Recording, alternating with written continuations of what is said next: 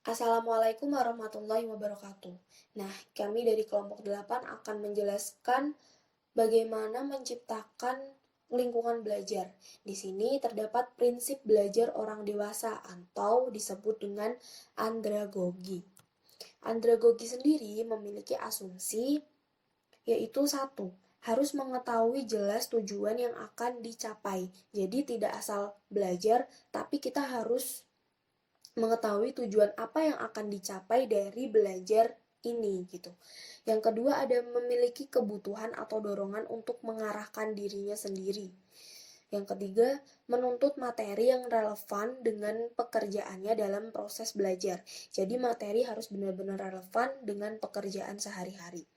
Yang keempat ada pengalaman nyata yang dijadikan dasar dalam mempelajari suatu materi. Yang kelima, bersifat intrinsic dan ekstrinsik.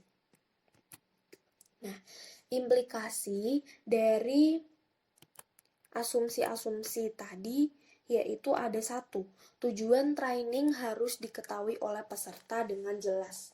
Di sini hal utama yang harus dilakukan oleh seorang trainer adalah merumuskan tujuan training atau hasil apa yang akan dicapai oleh peserta setelah mengikuti training. Nah, yang kedua ada self-directed. Di sini, orang dewasa telah mampu mengarahkan dirinya sendiri. Jadi, materi training tidak harus selalu dibuat secara detail. Trainer cukup memberikan poin-poin penting saja pada setiap materi dan contoh-contoh konkret untuk lebih membantu. Lalu, dalam presentasi materi, trainer harus berusaha untuk tidak terkesan menggurui. Jadi lebih terlihat natural. Lalu, memberikan materi-materi baru dan up-to-date yang lebih relevan dengan aktivitas peserta dalam pekerjaannya. Nah, yang ketiga, ada materi yang relevan dengan pekerjaan peserta. Nah, ini trainer harus benar-benar mempelajari apa saja tugas yang dilakukan oleh peserta dalam pekerjaan sehari-hari dengan cara observasi maupun wawancara terhadap sampel peserta atau atasan peserta. Lalu, peserta juga harus diberikan kesempatan untuk melakukan praktik atau simulasi atas materi yang diberikan. Nah, setelah melakukan praktik atau simulasi, peserta harus diberikan umpan balik. Nah, fungsi dari umpan balik ini sebagai reinforcement atau penguat bagi peserta dalam menguasai materi yang telah dipraktekkan. Kan kadang juga peserta akan lebih ingat atau lebih memahami materi yang sudah dipraktekkan gitu. Nah, yang keempat ada pengalaman sebagai dasar pembelajaran.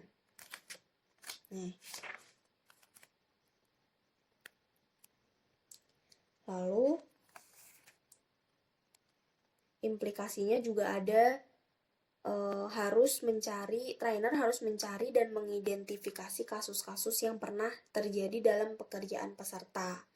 Data ini dapat dicari dari atasan peserta, dari customer, atau dapat menggunakan mystery guest yang sengaja ditugaskan untuk melakukan pengamatan. Lalu yang terakhir ada motivasi intrinsik dan ekstrinsik. Gitu. Jadi tujuan training harus diusahakan menyentuh kepentingan personal peserta dalam konteks pekerjaan. Lalu ada infographic style. Yang pertama ada ruangan atau training set. Agar proses belajar berjalan maksimal, suatu training harus dilakukan di ruangan yang mampu memenuhi kriteria ideal. Lalu, susunan tempat duduk. Nah, susunan tempat duduk dalam ruangan training akan memengaruhi tipe interaksi sesama peserta maupun interaksi antar trainer dengan peserta. Ada jadwal pelaksanaan training juga. Ini efektivitas proses belajar dalam suatu training juga ditentukan oleh waktu pelaksanaannya. Jadi harus tertata dan terjadwal. Lalu ada rundown acara atau sesi. Dalam menyusun rundown, training harus lebih cermat. Experiential learning, yaitu proses pembelajaran yang bertumpu pada pengalaman yang diperoleh peserta dari serangkaian aktivitas yang dilakukan sebelumnya. Nah, tahapan dalam experiential learning ini ada 1, yaitu tahap mengalami. Dalam tahap ini, peserta difasilitasi untuk melakukan aktivitas tertentu. Tujuannya agar peserta mendapatkan pengalaman tertentu dari aktivitas yang dilakukannya. Yang kedua ada mengungkapkan. Dalam tahap ini, peserta didorong untuk bersedia mengungkapkan pengalaman-pengalaman yang sudah diperoleh di tahap pertama. Yang ketiga ada tahap menyimpulkan. Nah, tahap ini peserta difasilitasi untuk menarik suatu kesimpulan dari sharing dan ungkapan dari peserta lain. Lalu yang terakhir ada tahap menerapkan. Peserta difasilitasi untuk menemukan contoh-contoh penerapan dari kesimpulan yang telah diperolehnya. Selanjutnya ada efektif. Keefektifannya yaitu pertama, peserta mengalami bersama satu sama lain aktivitas. Jadi, peserta mengalami aktivitas satu sama lain secara bersamaan. Yang kedua, peserta mengungkapkan apa yang dirasakan. Yang ketiga, peserta mendiskusikan dinamika serta proses yang terjadi selama aktivitasnya peserta tersebut. Yang keempat, peserta mendiskusikan bagaimana kegiatan itu relevan dengan kejadian sehari-hari. Yang kelima, ada peserta mendiskusikan bagaimana penerapannya. Selanjutnya ada manfaat experiential learning. Yang pertama ada fun. Semua peserta merasa dilibatkan sehingga menjadi subjek selama pelatihan berlangsung. Nah, yang kedua, peserta tidak merasa digurui. Jadi, peserta mempunyai kesempatan untuk belajar menarik kesimpulan dan mendapatkan pengalaman berharga dari sharing-sharing. Yang ketiga ada metode yang efektif untuk mempelajari suatu konsep atau teori. Nah, peserta pelatihan sangat terbantu dalam mempelajari konsep atau teori yang relevan dengan apa yang terjadi dalam kehidupan nyatanya. Lalu, yang terakhir, mengurangi kebosanan dan kejenuhan peserta pelatihan. Karena peserta mengalami sendiri melalui tindakan-tindakan, maka kebosanannya dapat dihindari. Selanjutnya ada hal yang perlu diperhatikan. Yang pertama, mampu menjaga manajemen waktu, sehingga benar-benar terfokus dan tepat waktu dan tepat sasaran. Nah, manajemen waktu ini benar-benar harus diperhatikan supaya waktu yang ada tidak terbuang sia-sia hanya untuk bermain-main saja. Lalu yang kedua, experiential learning bukanlah suatu kegiatan yang hanya digunakan untuk membuang waktu. Jadi, harus benar-benar dipersiapkan dengan baik. Lalu yang ketiga ada peserta mendapatkan insight dari permainan. Harus dipahami pula bahwa pengertian yang diperoleh oleh peserta pelatihan justru lebih penting daripada aktivitas yang dilakukan oleh peserta pelatihan. Nah, yang terakhir ada jika menggunakan permainan, role play, simulasi, maka harus relevan dengan topik yang dibahas. Lanjut, ada langkah-langkah dalam experiential learning, yaitu pertama ada briefing.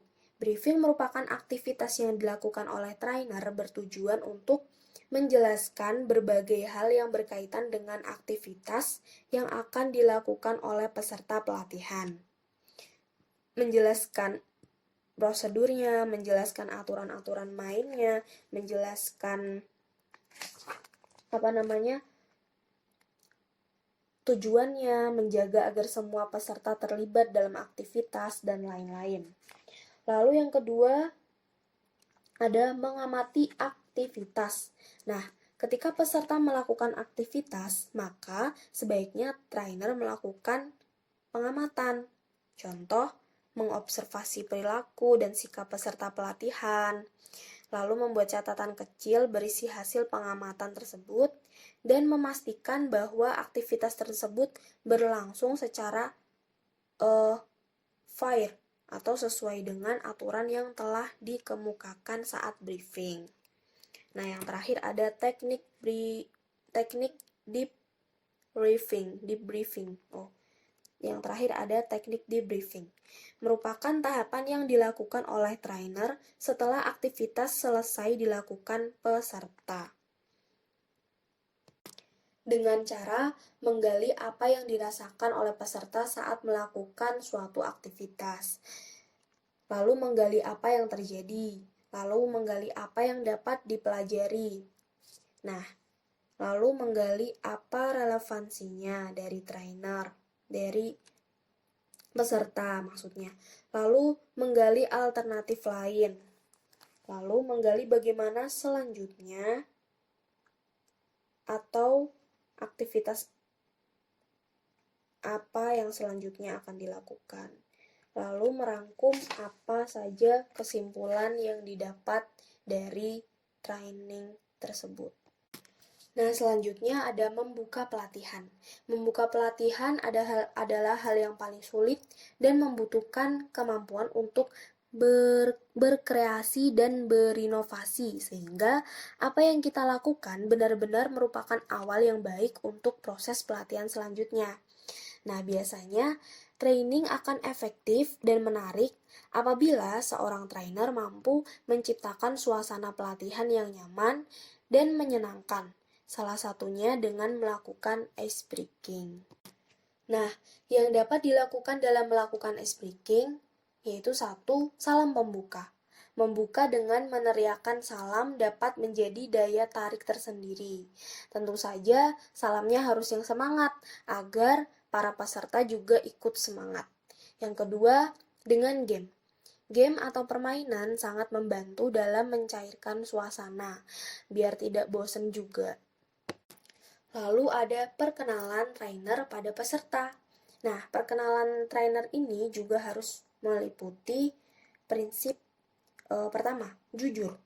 Sampaikan informasi mengenai diri kita secara jujur tanpa harus memblow up yang sebenarnya tidak kita miliki. Yang kedua ada rendah hati. Nah, tetaplah rendah hati saat memperkenalkan diri gitu. Terus yang ketiga ada jangan terlalu lama. Karena jika terlalu lama akan terkesan membosankan dan juga cenderung akan menceritakan dirinya sendiri. Jadi membosankan dan terlalu menceritakan dirinya sendiri gitu. Nah, selanjutnya bisa dengan perkenalan peserta. Sama dengan saat trainer memperkenalkan dirinya, perkenalan antar peserta ini mencakup beberapa pokok yang harus dikenali. Yang pertama pasti nama, lalu pengalaman kerja, lalu ada dia bagian apa di kerjanya itu, di kantornya gitu. Lalu ada departemen dan alamat rumah. Selanjutnya ada hal yang disepakati dalam kontrak belajar. Yang pertama, kedisiplinan waktu. Perlu disepakati bahwa pelatihan akan dimulai jam berapa dan diakhiri jam berapa. Jadi ada kesepakatan dalam waktu. Biar tidak terbuang sia-sia dan tidak diundur-undur waktunya. Lalu yang kedua, penggunaan alat komunikasi. Nah, bagaimana penggunaan alat komunikasi saat pelatihan berlangsung juga harus disepakati dalam kontrak pelatihan. Selanjutnya ada tujuan pelatihan. Nah, dalam menyampaikan tujuan pelatihan ini, sebaiknya trainer menggunakan bahasa yang lugas dan jelas, sehingga peserta dengan cepat dan mudah dapat mengerti. Misalnya, pelatihan tentang komunikasi efektif. Nah, trainer menyampaikan tujuan pelatihan adalah setelah pelatihan, peserta dapat berkomunikasi dengan baik, begitu. Lalu selanjutnya ada menuliskan harapan peserta. Nah, untuk memperoleh pengertian apa yang sebenarnya diharapkan peserta, trainer dapat meminta peserta untuk menuliskan apa yang diharapkan dengan mengikuti pelatihan ini, dan juga harus diberikan motivasi agar peserta mau menuliskan harapannya. Terima kasih.